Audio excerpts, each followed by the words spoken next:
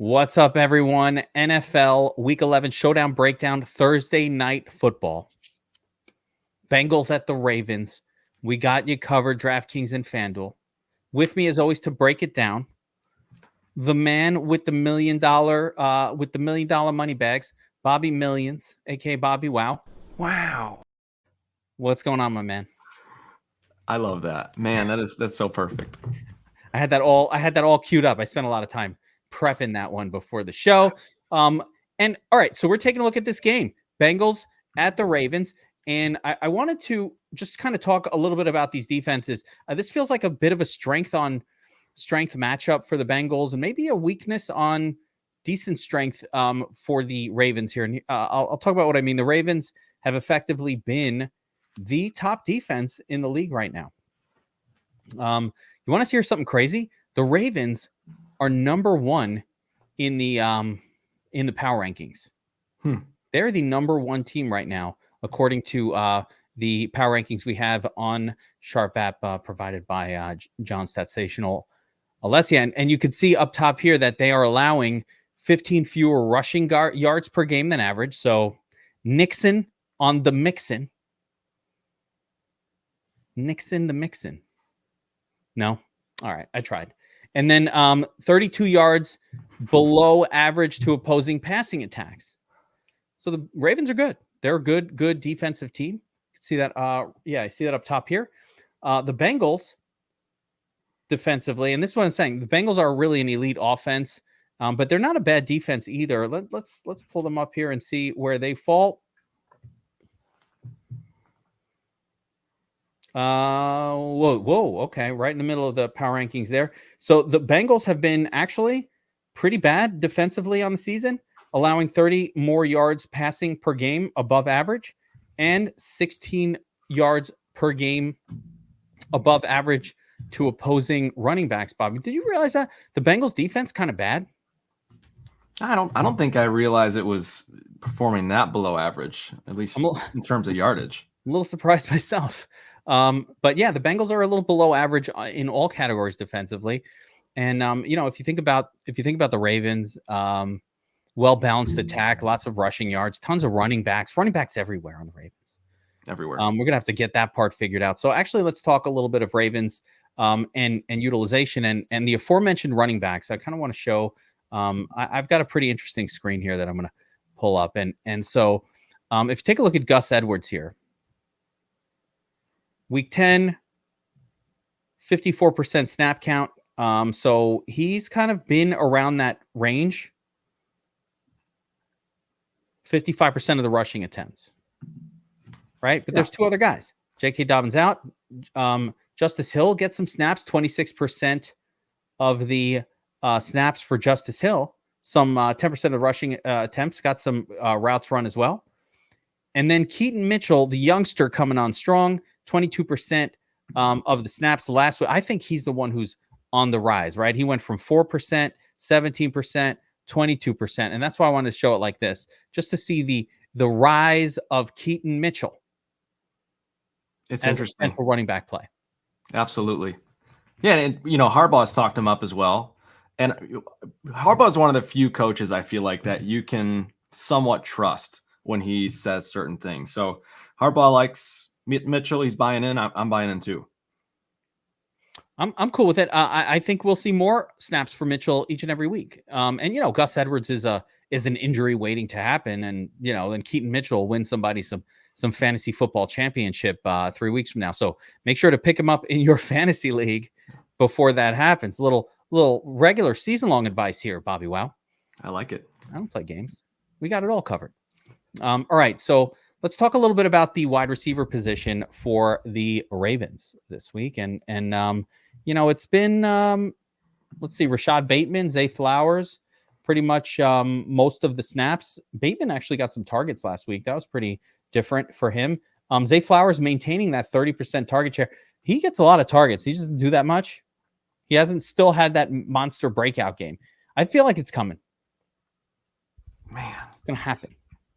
We'll see. It's interesting because the Ravens just have not had to throw the football. That's part of the problem. So the volume has been lowered for everybody. And I think Zay Flowers, he's soaked a lot of that up, but still, like you said, just hasn't really hit his ceiling yet. Yeah. No, he hasn't gotten there. Rashad Bateman getting a little bit of interest as well, though. So he rarely does much with those targets as well. Looks like Odell Beckham kind of sharing that WR3-ish role with Nelson Aguilar at this point. Nelson Aguilar, 53% snap share last week. Odell, 40% last week. So that pretty much rounds it out for those wide receivers.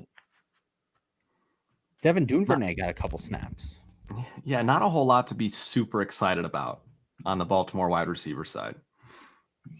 Depends on the price of Zay Flowers, of course. A tight end, we already know that Mark Andrews is an elite tight end. I think it's actually interesting that I'm trying to get the Isaiah Likely is really not playing at all when Andrews is in there. So almost no, only 3%. So he basically ran one route last week when they're not running Isaiah Likely out there. You can ignore the turds on Baltimore. Can we say ignore the Baltimore turds? Just no turds? The turds are at running back, not at wide receiver, I think. Yeah, I think you're right. I mean, it wasn't Likely talked up quite a bit in the offseason for season long and best ball. I feel like I kept hearing his name a bunch. I think that Likely is one of these guys that, like, if Mark Andrews comes out of the game, he's definitely a pass catching type of guy.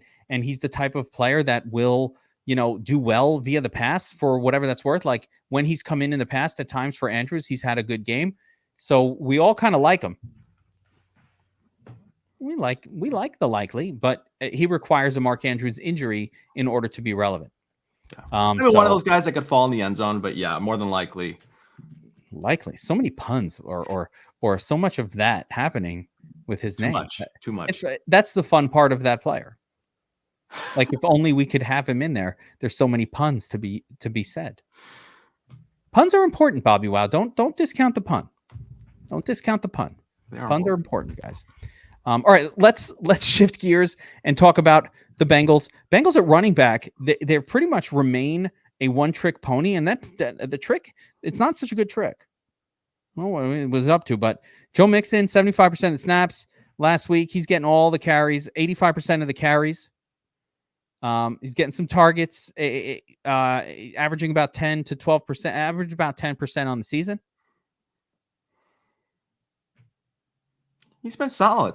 He's been efficient. He's done what he's had to do. The problem is the fantasy world keeps expecting more out of Mixon when he's doing just fine. He's playing his role well in the offense for the Bengals, but he's never been a guy who's going to score 35, 40 fantasy points. That's just the reality of it. This is a passing offense, funnels through Joe Burrow, whether you like it, whether people like it or not. And, Mixon, it takes a lot. It's going to take multiple touchdowns or a big effort in the passing game for him to put up a bunch of points. And that just hasn't happened. I don't think he's good, Bobbywow. I don't think he's good. He's a good fit for what it's worth. I don't think he's good. You shouldn't have this amount of volume that he gets, the amount of usage that should lead to scoring. And then you put that on a good team that scores frequently and he's not doing anything. It's unacceptable. It's weird. I don't know if it's variance, like 3 years worth of variance or what the hell's going on with Joe Mixon, but every once in a while he has an explosive game, but after that, he just disappears. He was chalk a couple of weeks ago. He's been chalk. Remember that? I was like, oh my God, Joe Mixon is chalk. I need to go halfsies on that ownership. I should have gone less. He's been chalk the last couple of weeks. Yeah, it's crazy. So at some point we got to give up on it. It's like him and Pollard. Enough. The only other guy who gets snaps is Travion Williams. For the most part, do you think we need to account for Travion in this game? He's min price on DraftKings, so maybe throw a dart at him, but he's only going to touch the ball 2 or 3 times. Joe Mixon is the guy. Yeah, he barely is going to see the football. At wide receiver for the Bengals, of course, Jamar Chase is the alpha. Is there a cornerback on Baltimore that is able to shut down Jamar Chase? Is there a history between these teams where Chase destroys them? What do you know? I don't know. I think, we do have to pay a little bit of attention to when they played back in week 2. And the Ravens held Chase to his lowest scoring output of the season. I think he had like 8 fantasy points. That was when Burrow though was on the calf exactly. injury. Yeah, you can't. So there's a lot more at play there. Yeah. At the end of the day, though, I think Chase is. I think he's essentially matchup proof. He's one of the best receivers in the game. He's unguardable. If they're throwing to him, I would agree. So and without T. Higgins too, I mean, even more so. Yeah. So speaking of no T. Higgins, with T. Higgins out, let's just talk a little bit about what Tyler Boyd, T. Boyd, and Irwin did last week. Tyler Boyd had a great game. 30% target share, which is bananas. 94% of the snaps. So he was on the field the whole time with a 31% target share. That is crazy elite for Tyler Boyd. That was just how last week went. I wouldn't expect that. He's on the season. He's at 20%, though. It's not bad. Tyler Boyd getting usage. And then Trenton Irwin steps in, core play last week. Trenton Corwin from last week, because I had him in my core. You did. And he scored a touchdown like the first play of the game, which was awesome. Trenton Corwin steps in, and 81% snap count. Not a ton of targets last week, only 10%. So lucky we got it done. Lucky we got it done early in the game last week. And deep balls, average depth of target over 20 yards last week, and 12 yards on the season. Very, very high ADOT. So Irwin has been a big play guy in the couple games that he's been in the game. Are you telling me that Andre Iovasas is out this week? He is out. So he played last week, got a couple of targets with T. Higgins out, but he's out. So now we got to look a little bit deeper in a depth chart and some names that you might have never heard before. Charlie Jones? Charlie Jones is next in line. I don't like it. So 200 salary Charlie Jones if you feel like you need to go deeper than Irwin. But that's just 3. Let me take a look here at Irv Smith as well. And he's another guy that the fantasy community has been so high on, and he just isn't good either. Like, people are waiting for him to take over the tight end 1 position for the Bengals. He's just not doing it. Tanner Hudson has been far more productive lately than Irv Smith. I think Tanner Hudson is a better play. Absolutely. I like Tanner Hudson. I added him on a lot of my dynasty teams. He had a good week last week, good week the week before, was readily available. No one's ever heard of this guy. I'm pretty sure he was a quarterback that has converted to a tight end or something like that. One of those stories. That sounds right. I like Tanner Hudson. Do you like Tanner Hudson? I like him a lot more than Irv Smith. I mean, yeah, I you got to take chances on someone, and I think that's our guy. You will take your chances. I know. See how I work it into the conversation, and then the clip. We need more of those. We don't have enough. Live in real time. All right. So we've talked a little bit about the players and the usage. Let's just take a look at the cheat sheet here and see what we're going to try to do to attack this slate. And I did. There we go. Let's move out of the way there. So potential captains for this slate. I mean, Jamar, of course. Yeah. I had 2 pretty obvious here. I mean, Jamar Chase, him and Lamar have the highest ceiling on the slate. I don't think that's, something that will be debated. Both have paths to failure, though, which is interesting. Like, I don't think either of them are a smash all-in play by any means. Whereas there were times last year when Lamar Jackson would have been a smash all-in play. I don't know that he's that right now. Not smash all in, but I love Lamar. I like Lamar in this game. Yeah. One of the things Lamar disappoints a lot. And it's because the Ravens will lean so heavy on the run at times that they just don't produce points to the QB position. And that might happen again. I mean, they have all 3 of those guys and everybody's getting touches and all of that. But I like Lamar here because if the Bengals, I think Lamar is much more tied into if the Bengals are doing well and putting up points and forcing the issue. Yeah, agreed. Yeah, totally. I mean, it's just that the offense has been so much more efficient with them spreading out the ball. You get the football to 4 different guys, 4 different runners. That has made a huge difference for the Ravens. I mean, they've been one of the most efficient offenses in the league. So it's tough. If those guys are scoring touchdowns, obviously Lamar is going to be limited somewhat in his upside, but we could see it any week where Lamar just assumes that lead back role and ends up scampering into the end zone 1 or 2 times. I could totally see it. I see you got Burrow in here, and I agree with you. I like him less than Lamar as a captain, definitely. Does it feel like to you he's got his swagger back, though? Yes. It's a bad matchup. There's something to be said about that. Bad matchup, but Joey B with swagger should strike fear in anyone's hearts. You got to stack him with 2.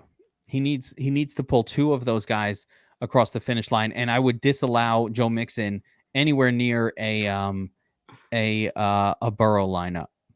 Captain lineup. Oh, that's what I mean. Yeah. If Burrow's your captain, Mixon should not be in that lineup, in my opinion, at all. Agreed.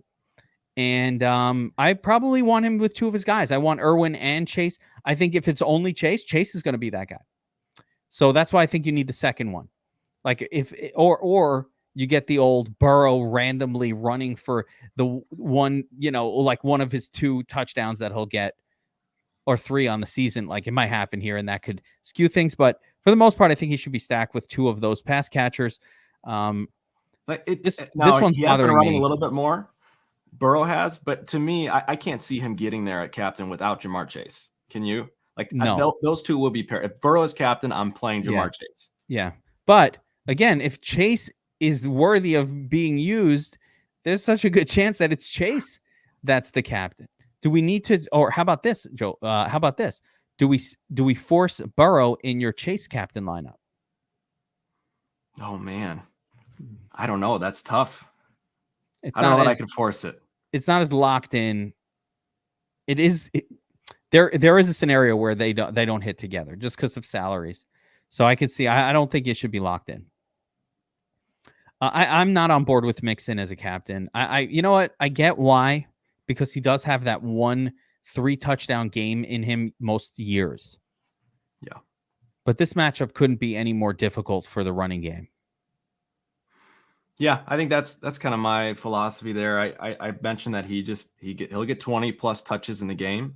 Anytime we get that volume with a guy like Mixon, he's worthy of consideration. But yes, in all likelihood, he doesn't put up a captain worthy score. Yeah, multiple TDs and all of that. So just something to keep in mind. Let's see here. Zay Flowers. Yeah, I think that's 2 stars about right. If he does have a game that's worthy of a tournament, it will be his first. Yes. It's hard to see that happening. It really is. I don't like the chances at all. Tyler Boyd also, he has some upside, but much lower than the other guys. I think Mark Andrews is my next best. So I'd be Chase, Lamar, Andrews, Burrow in that order. I think that's where I am. Oh, you got Chase above Lamar. Yes.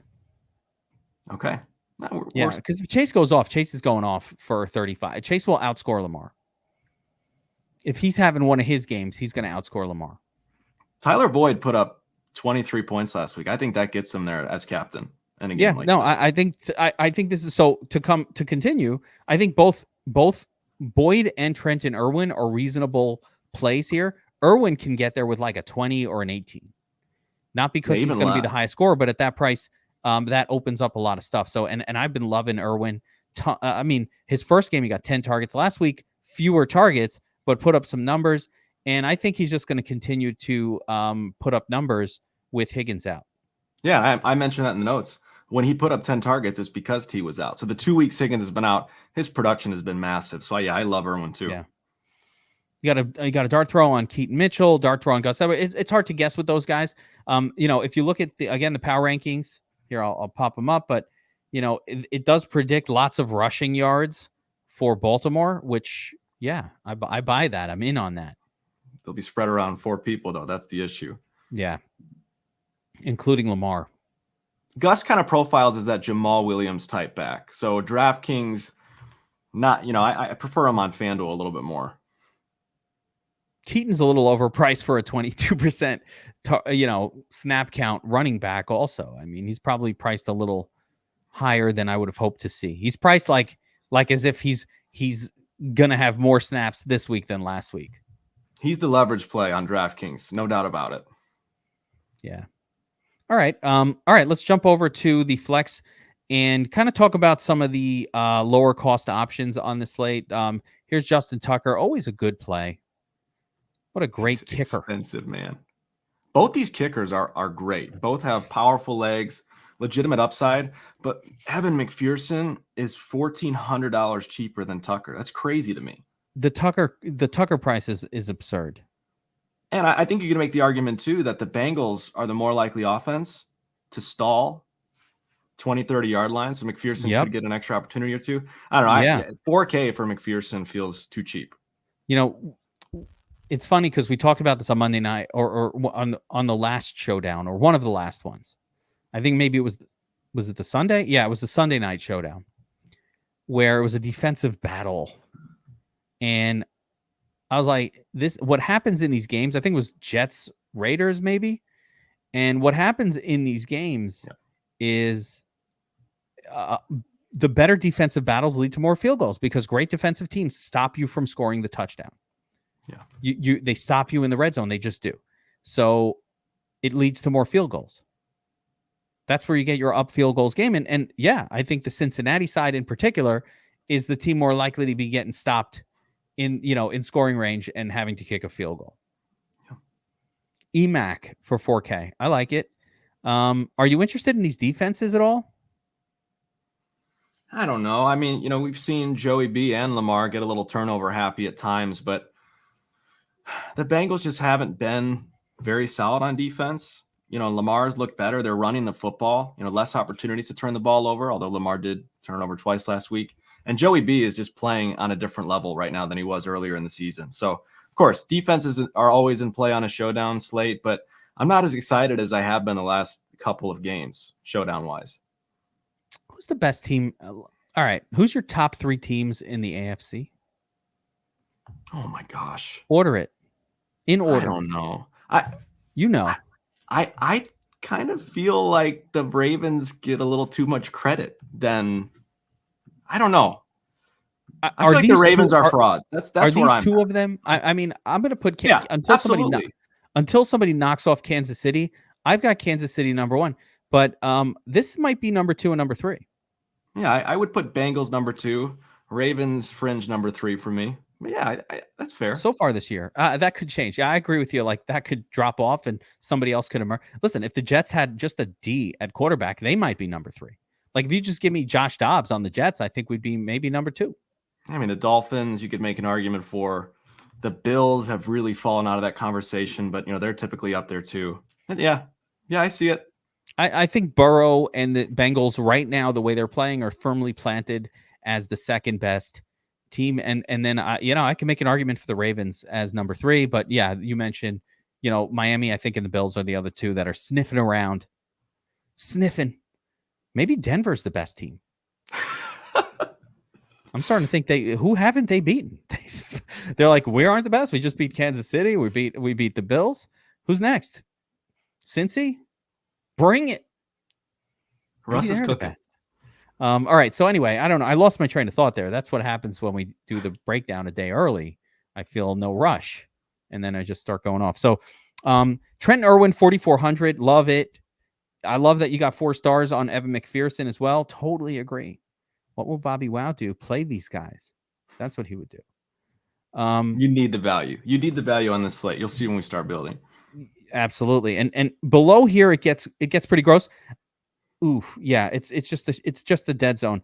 I like this type of. All right. I like this type of slate, Bobbywow, and I'm gonna tell you why.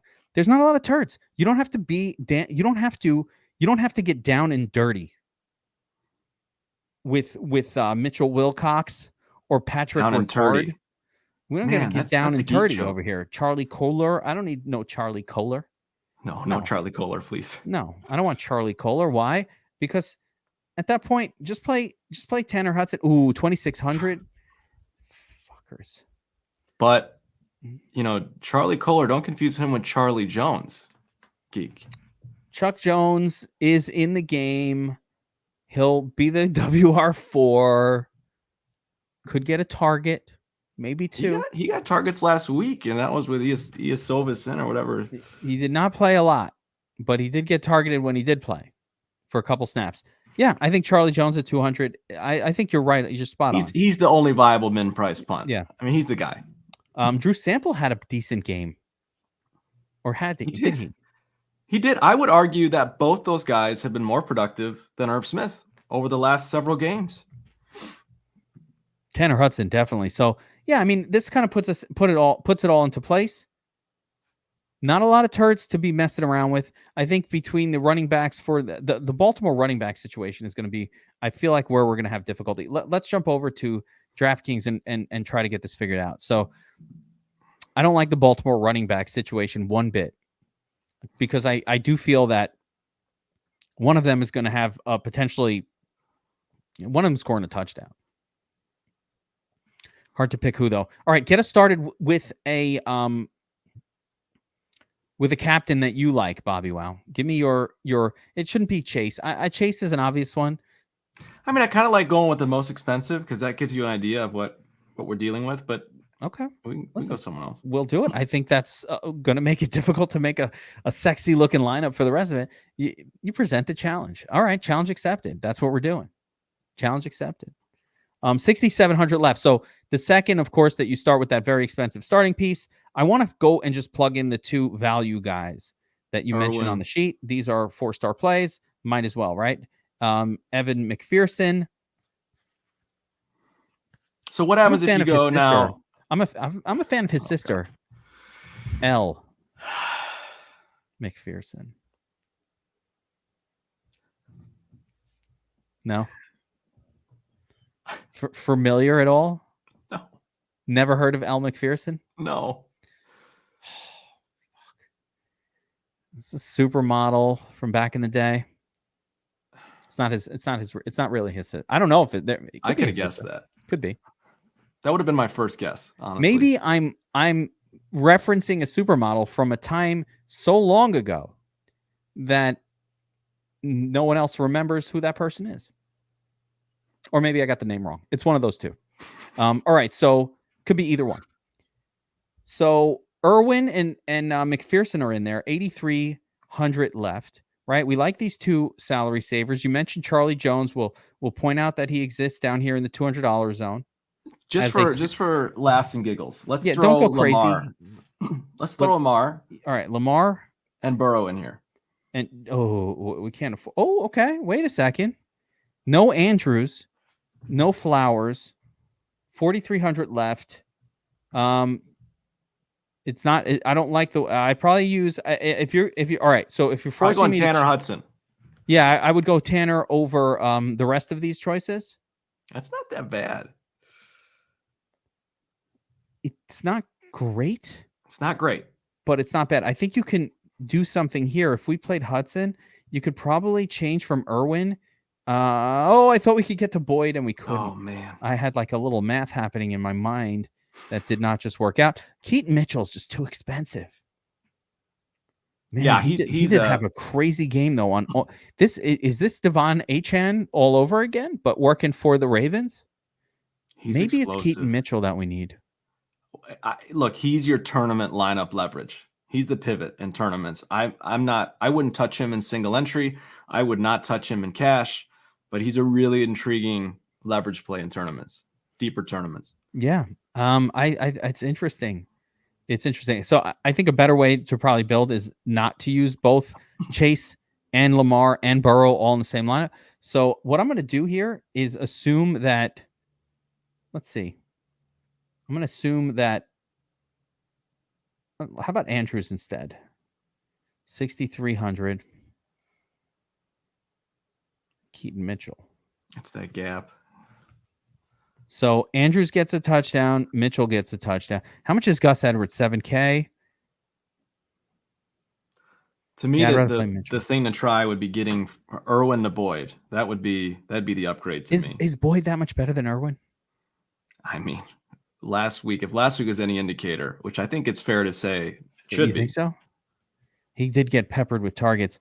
If you wanted to go to Boyd, you can get there, and then instead of Irwin, no, I thought I was going to be able to get no, that math doesn't work.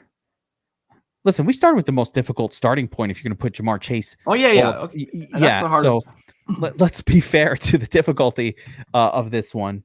But yeah, you just can't get everybody in there. So I think Lamar actually would be the move here, and then you just kind of finish it out with, let's see, instead of Boyd, I would still go back to Irwin. I think the first version it still looks right, and I would just do something like that. And you got both quarterbacks in there. You got Trenton in there. You got the good kicker.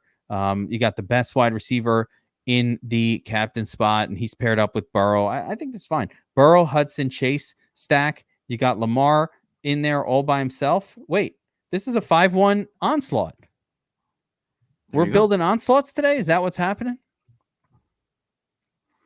That happened by mistake, Bobbywow. Here's the thing. Your gut is everything in you is gonna tell you when you're building, and not just you. I'm just saying, and I'm speaking for myself. The running back situation is too scary to dive into. And I think, even in the back of my mind, it's, well, if running backs are scoring touchdowns, Lamar's upside is way capped.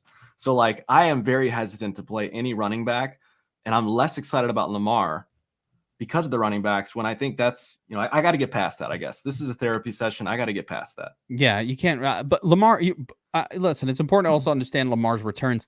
You're right to be scared. Look at the 15, 12. And those are weeks where Gus Edwards and Keaton Mitchell are performing well. Those are also weeks where Baltimore scored 37 fucking points. So it's not like he's getting a 12 when the team is only scoring 15 points. He's getting a 12 or a 15 when the team scored 37. I know. That's what I'm talking about. Look at the pass attempts, 25 a game. Yeah. Jeez. All right. What happens when you pull Lamar? You leave Burrow in there. You switch him up with Andrews. And again, where can I upgrade? 8K. I'm going from Hudson to the leg to Tucker in that scenario. I don't know who you had there before. But... okay. Yeah, wait a minute. That does make sense. Hang on. We get Irwin in there. We get El McPherson in there, and we can go up from Hudson. You're right. Could have almost got to Boyd, but instead, well, I think it's Mitchell. I think this is the play, because you definitely want a running back in there. Yeah. Yeah. If Lamar's not in the lineup, then it's the running backs that are sucking up the tutties, and that's Mitchell. I like this. I'm putting it in. That's $1 million lineup. I agree. Right there. And I put that in the notes. That's how you have to think when you're building your lineups.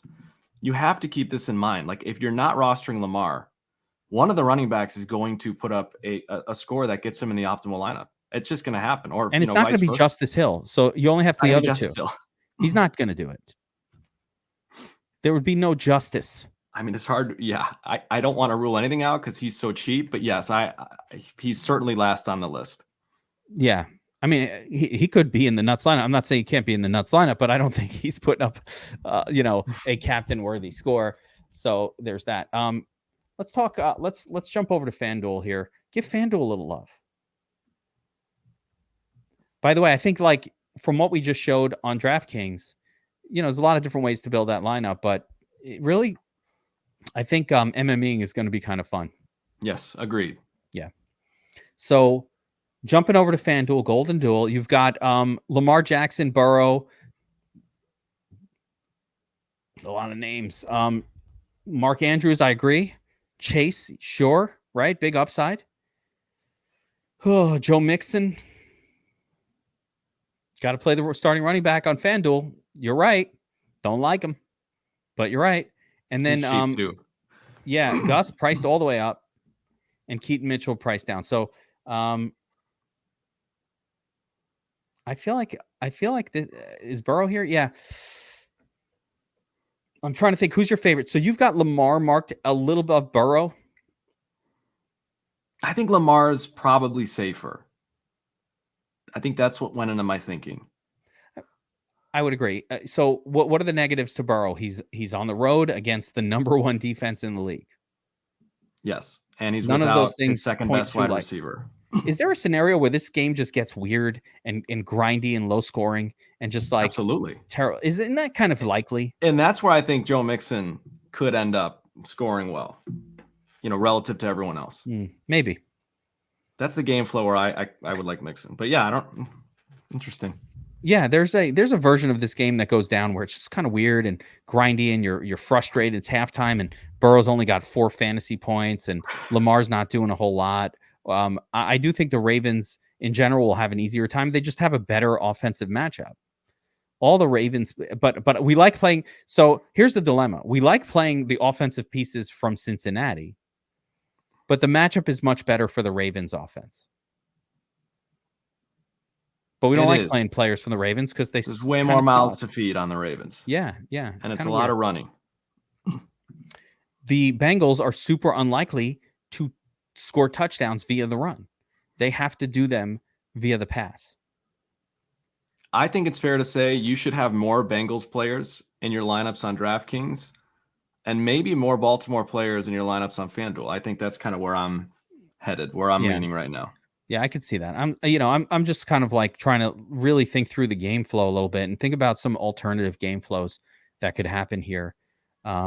So building on FanDuel, let's just take a look at some of these numbers. Lamar 17K, Burrow 16. So already I can tell you, because I know FanDuel, that you can't play both of these in the same lineup. No, it's going to be very difficult. Can it be done, Bobbywow? Or I'm sure it can be done, but should it be done?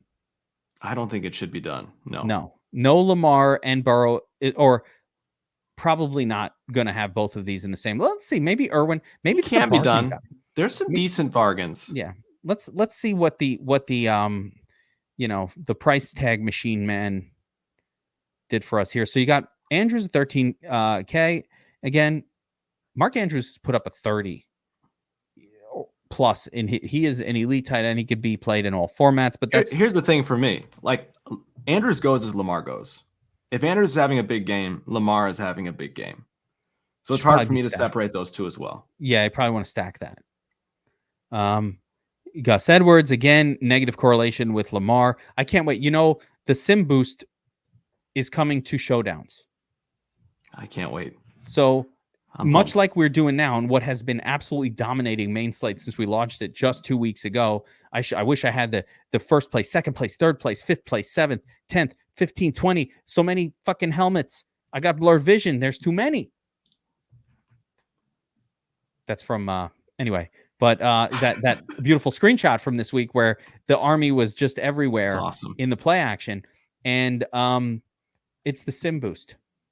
It's doing it. So we're going to be able to say, if Gus is in the lineup, reduce projection for Lamar by 15%. So you'll be able to simulate game situations without having to make hard-coded rules.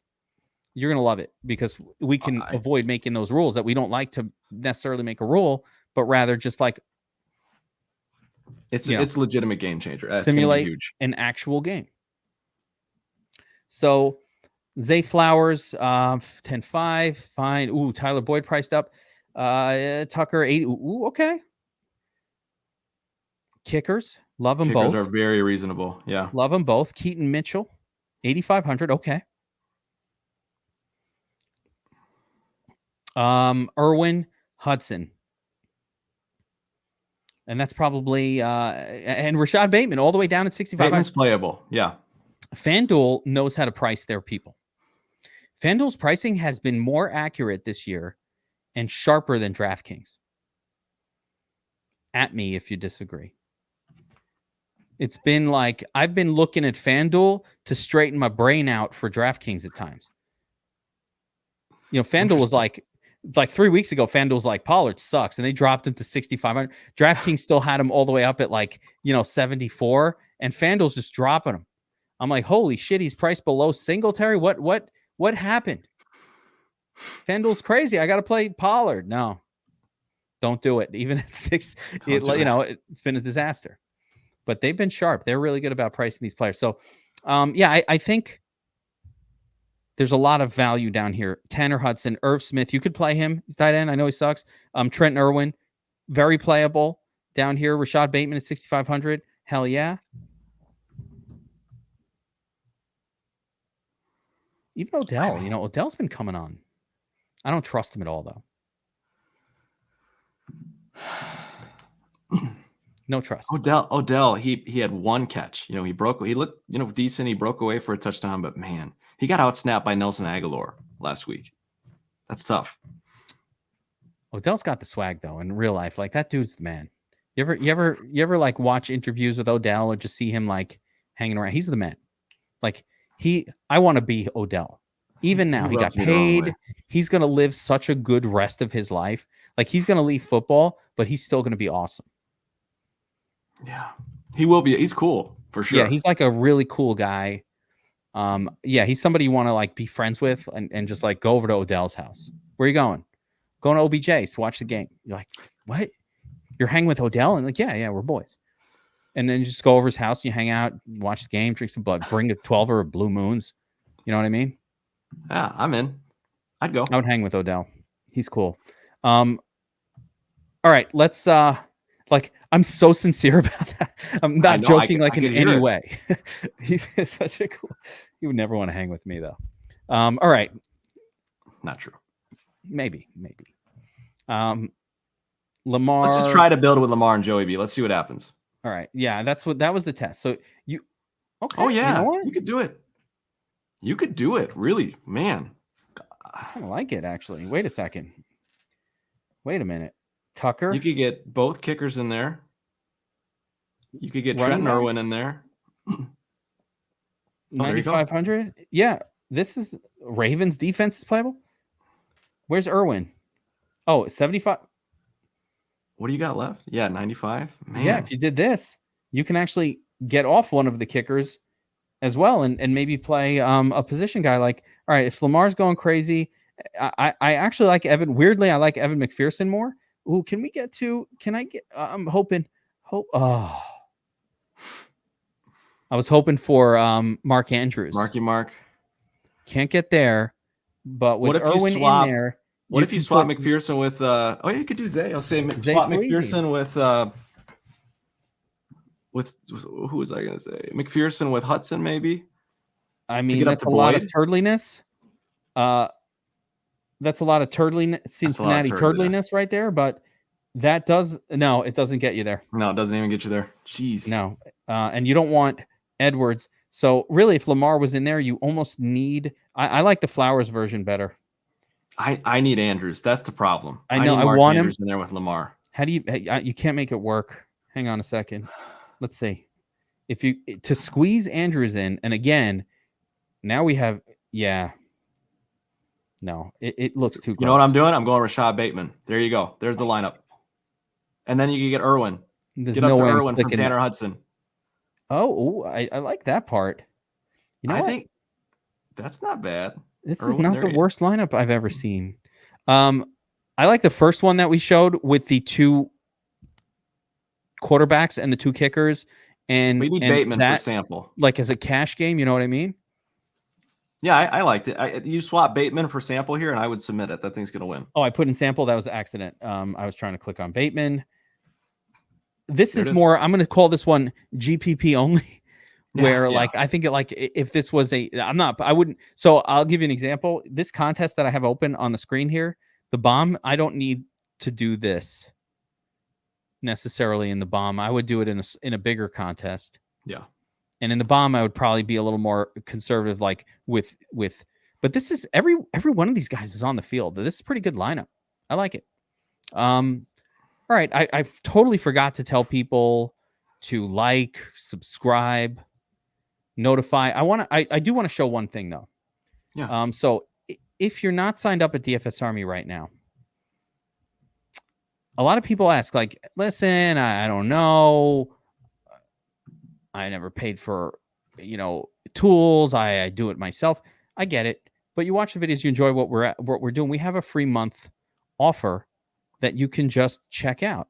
And effectively, it is a free month. That's kind of fun, right? It's you can get in here. Let me show you how to do it.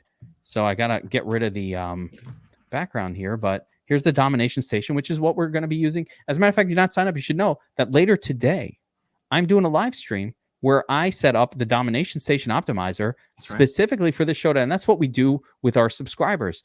We're teaching and how to use these tools. We create these tools, and then we're doing live streams. We're building lineups together. We're showing how to use the tools so that they can compete like pros. And that's why everybody does so well. So if you wanted to check out DFS Army, there's a link right up here on the dfsarmy.com website, free month. And I'm going to actually tell you, Bobbywow, which site to sign up for. And I want you to sign up here as well if you haven't done it, because we are tomorrow, spoiler alert, getting ready to launch a new tool on the Proptimizer specifically for Sleeper.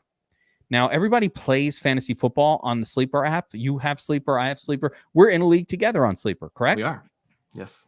Sleeper also has a pick'em game, and it's effectively just somehow they have a sports book, and you can do parlays, right? And it's just parlays of player props. And the Proptimizer tool for Sleeper is specifically looking at Sleeper and coming up with parlay, and picking out the best spots based against our projection models and against other sports books. Sleeper, it's different. You really want to just use your projection models. And so we've got an incredible tool for Sleeper. And if you just go sign up at Sleeper, click on the link right there, right? And you're going to use promo code DFS Army. They're going to double your deposit. So put in $100 deposit, double it. They'll double it to 200.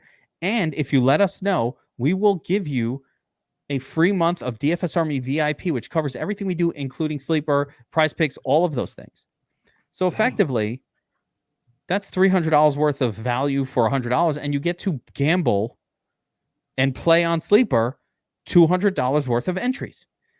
So what's the no-brainer? You put up $100, gamble it, win lots of money using the tool, or not, lose it, whatever. We gave you a free month of DFS Army along the way. And if you like DFS Army, you're going to stick around and become a subscriber. And that's what we hope will happen. And if you don't like it, you cancel. You say, hey, you know what? I enjoy that guy in the video. He's funny, but fuck him. I'm not going to sign up for his site. And that's cool too. I still appreciate it. Like and subscribe to the YouTube channel. All good. Yeah. Worst case scenario, you have some ammunition, right? You don't like it. Now you got some ammunition to say these guys stink. Best case scenario, you fall in love with the DFS Army fam. Well, it's a community. So if you're in there, you're like family. We're like Ragu. Actually, not Ragu. A higher quality brand. Do you remember that they used to have a Prego commercial? If you're here, your family, Prego pasta sauce. Yes, that's if you're here, your family. Except that sauce is terrible, and I no family member of mine would ever serve Prego. That's way better than Ragu or whatever you just said. Same shit, Bobbywow. It is the same. Prego and Ragu and Francesco Rinaldi literally all come from the same factory. It's just in a different bottle. There's no tomato in that sauce. It's just water, you just red ruined dye, my life a little bit. And pink slime. Like, you don't want that. Do you make your own? I could see you making your own. You farm your tomatoes in your backyard? I do farm tomatoes, but I don't make pasta sauce. I only buy a pasta sauce if it has effectively 3 or 4 ingredients. Like, I look at the ingredients. If there are more than 4 things in it, I'm already out. That is not the one that I'm going to buy. So, like, I buy them like branded as a restaurant that's local to me. So not that fancy, but I'm saying, like, there's a couple of brands that do that or that only have 4 ingredients. Prego has like 100 ingredients on there. I don't know why they need xanthan gum in the fucking Prego. Why is that here? I'm gonna get sued by Prego right now. Like, is this is public? Ugh. No sponsorship from them. That's over. Rayo's is a good one. Rayo's. Okay. There's a Victoria. I buy only the fancy sauce because these are new sauces to me. As long as it's not Ragu, I'm fine. No. See, you're like, you're not Italian. I'm from Brooklyn. I'm not necessarily Italian, but I'm from Brooklyn. And so hey, I'm all in. I was buying what you're selling. I was brought up around the Sunday gravies. No Prego, no Ragu, no Francesco's, no Botticelli. If it's in the main section at the supermarket, you got to go to the gourmet section of the supermarket. Yeah, it costs a little more, but it's worth it. You're a gourmet kind of guy. Yeah, I could see it. I'm a very picky eater. My wife is tortured by me. Like, I hate everything. We're in the same boat. My steaks, they have to be prime. Oh, you're that bad. They got to be like the perfect rareness. Oh my gosh. Yeah. That's high maintenance. That's not even picky. That's high maintenance. No, I got problems. I have problems. But I cook a lot of the steaks. I do the barbecuing. I got my wireless thermometer. Like, I don't play games. Reverse sear. I watch YouTube videos all day about how to make the perfect steak. little sear, all that stuff. We'll see her. You got to use the smash sous burger. vide. I hear the sous vide is the way to go. It You is know the what that way is? to go. I don't have a sous vide machine. That I want to check it out. But anyway, I don't even know where we Yeah. went off here. I don't know but what's luckily, happening. It was long past the end of the video, so everybody already tuned out. Guys, good luck tomorrow for DFS Army. I will be doing a Wednesday night live stream. If you're watching this on Thursday or wherever you're watching, you can go back and check out that stream where we're going to set up the Domination Station Optimizer, just a refresher on how to do it. Of course, when we launch the Sim Boost, I'll do another one as well, focusing. I can't wait for that. And we'll do a lot of back testing and all that stuff for that. But in the meantime, good luck tomorrow. I think this is a fun one. I am looking forward to attacking it. Fewer turds means just for me, that's a more fun way to build lineups. So I don't have to like cycle through so much garbage in each lineup, and I can kind of really think through game theories and not have to fear the miracle. Although that will probably what will happen is like Isaiah Likely comes in and scores a touchdown like out of nowhere. Chuck Jones. Or Chuck Jones. Which one is more likely to score a point tomorrow, Chuck Jones or Isaiah Likely? Oh my gosh. I think Charlie Jones has a better ceiling. I think Isaiah Likely is more likely to score 1 point. Okay. But they're both turdly. Yeah. Keaton Mitchell. That's where I'm trying to get leverage. I really like Mitchell too. It feels like these little running backs are doing really well this year, and I feel like it's the year of the 190-pound running back. Yeah. Maybe it's the year of the maybe little running backs. Jahmyr Gibbs, HN, and now Keaton Mitchell. You don't have to be full size to be a running back. No. Short kings. I'm into it. All right. Good luck tomorrow, everybody.